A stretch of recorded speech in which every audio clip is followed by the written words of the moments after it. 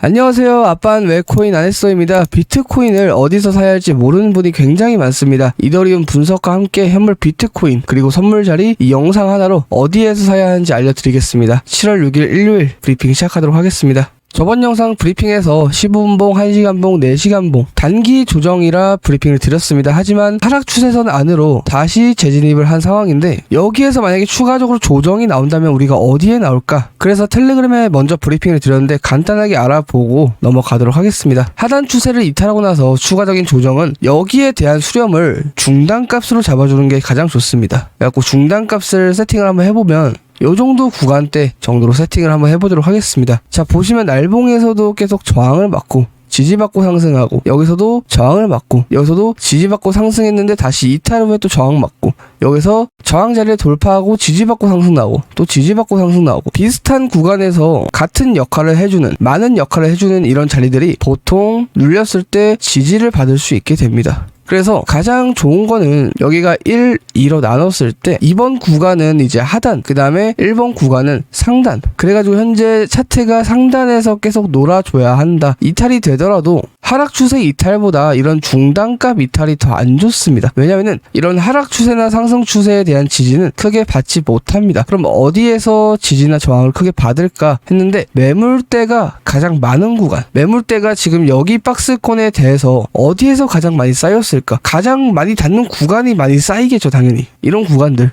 그러므로 하락 추세 안으로 다시 재진입을 하였는데 이 상단 구간에서 계속 놀아줘야 합니다. 중단값을 이탈하게 된다면 조금 큰 앞으로의 비트코인이 옆으로 길게 늘어질 가능성도 있기 때문에 회복하기가 상당히 중단값보다 이 하단 구간까지 왔을 때 까다롭습니다. 다시 상승을 일으키려면 그만큼의 자본도 필요하고 그 다음에 여기까지 눌린다라면 이전에 대한 지지나 저항을 받은 매물대가 많이 쌓여있는 곳이다 보니까 다시 상방으로 올려줄 때 여기 구간보다 자본이 덜 들어갑니다. 그래서 상대적으로 쉽게 말아 올릴 수 있는 구간이고 이런 자리가 기술적 반등 자리 구간입니다. 그래서 4시간봉으로 쪼개봐도 계속 많이 닿는 그런 구간들을 형성해주고 있고 보통 이런 구간까지 이렇게 하락 이후에 하방 거래량이 어느 정도 주면서 다시 상승으로 돌렸을 때 이때부터는 비트코인에 대한 선물 자리가 나올 수 있게 되겠죠. 단기적인. 여기에서 장기로 끌고 갈 수는 없습니다. 장기에서 끌고 가는 거는 보통 최고점 라인이 돌파되었거나 아니면은 이런 하단 추세를 다시 돌파하고 나서 거래량이 크게 받았거나 이럴 때 선물에서 중장기적으로 살짝 들고 가보는 거지 이런 자리에서 중장기적인 관점을 볼 수가 없습니다. 그리고 오늘 일요일인데 이 주봉 마감이 현재 중요합니다. 현재 음봉 도지 캔들로 현재 주봉 캔들이 위치해 있는데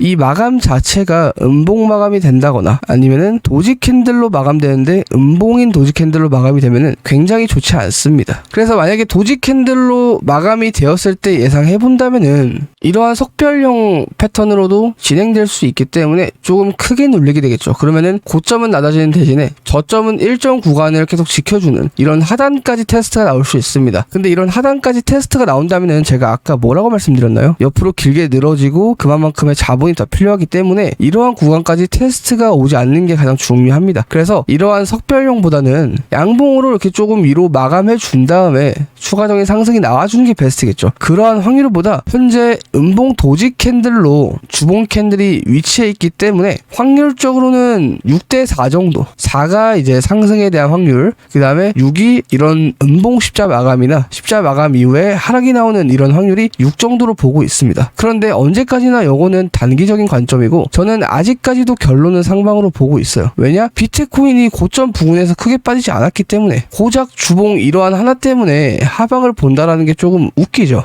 그리고 비트코인은 언제 사야 할까 궁금하시는 분들이 많으실 거예요. 근데 비트코인 현물로 장기간 들고 가는 막 고작 1년 2년짜리가 아니라 그 이상 S&P 500처럼 장기간으로 오래 들고 갈 거라면은 언제든 사도 좋습니다. 단 비트코인에 대한 펀더멘탈이 나에게 좋은 영향을 줬을 때만 코인 자체가 사기다, 코인 자체가 다단계다 뭐 이러한 마인드를 가지고 있으면 솔직히 장기간 보유하는 게 쉽지 않겠죠. 그런데 그런 코인에 대한 가능성이나 앞으로에 대한 미래를 보고 있다라면 언제든 사도 좋습니다. 하지만 장기간 홀딩인데 나는 조금 더 빠르게 수익을 보고 싶어 하신다면은 지금 살 수 있는 곳이 딱 두 곳이 있습니다. 그 두 곳이 어디냐면은 여기가 201 대불장입니다. 여기가 현재고 201 대불장을 넘어주는 그림이 현재 나왔잖아요. 그래서 여기에 대한 각을 한번 그려봅시다.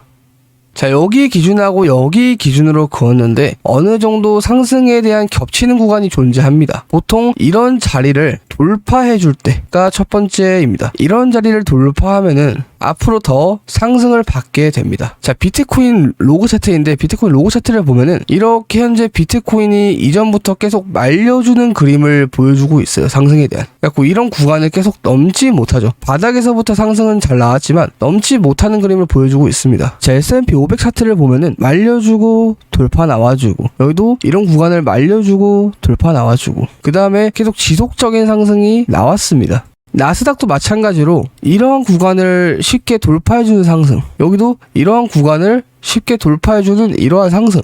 다시 비트코인으로 돌아왔을 때 이러한 상승에서 여기를 돌파시켜주는 그림이 나온다면 나스닥이나 S&P 500처럼 일정 구간 돌파하는 구간에서 저렇게 크게 슈팅이 나옵니다. 장기적으로 현재 거래량도 줄어들고 있고 이 거래량 줄어드는 기간 대비 포텐셜이 상승으로 받는다면 엄청난 상승이 나오겠죠. 여기도 마찬가지로 이거를 축소시킨다고 가정했을 때 이러한 그림에서 여기가 돌파 나온 거잖아요. 이렇게 움직이는 이런 그림에서 여기도 이렇게 움직이고 있잖아요. 그 다음에 똑같이 거래량이 줄어들고 있었어요.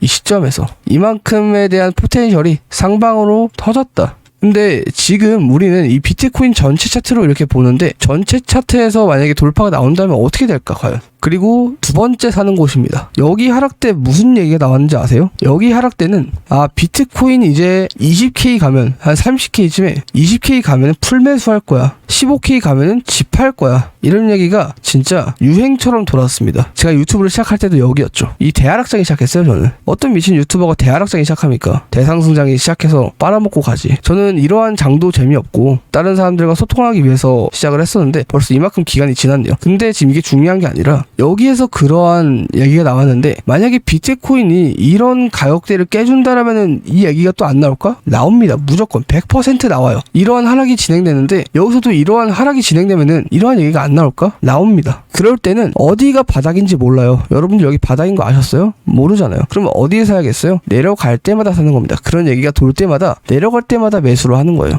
내려갈 때마다 이런 데에서 만약에 매수를 했다라면은 평단가가 이 언저리 부분에 잡히겠죠. 근데 평단가 그냥 시원하게 여기라 생각하고 홀딩 했었으면은 크게 먹었잖아요. 그쵸? 그래서 비트코인 사는 곳은 딱 두 가지예요. 위에 이러한 돌파 라인 때를 크게 넘어주는 구간들이 있습니다. 그러면 또 큰 상승을 받고 갈 수 있는 그런 자리들이 있어요. 근데 비트코인이 현재 지금 그 기로에 놓여 섰다. 그 다음에 두 번째는 빠졌을 때 뭐 대하락장을 보고 있는 게 아닌데 만약에 이러한 하락이 나와서 비트코인 이제 뭐 한 30K 가면은 풀매수 할 거야. 이런 얘기가 나올 거란 말이에요. 분명히 40K 가면 풀매수 할 거야. 이런 얘기가 분명히 나옵니다. 그럴 때부터 밑에서 차곡차곡 모아가는 겁니다. 결국에는 20K 가면 풀매수 한다더니 대부분 99% 이상이 실제로 못했죠. 왜 못했겠어요? 바닥이 어딘지 모르니까. 이러다가 제로 되는 거 아니야? 두렵죠. 그럴 때는.